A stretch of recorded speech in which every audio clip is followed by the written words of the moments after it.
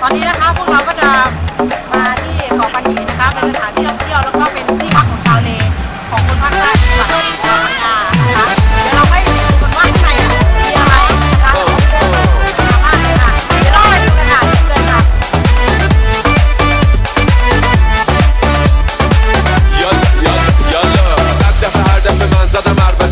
سربری سرتری از همه سردم قلبم و پس نده مسخره خواستن و داشتنت حالا شده مسئله کمتر کردی منو تو درکم کم کلم نکنی تو شکم که میخوای با من بمونی یا بکنی ترکم نخورده زمین هنوز ترکم من با تو هستم و با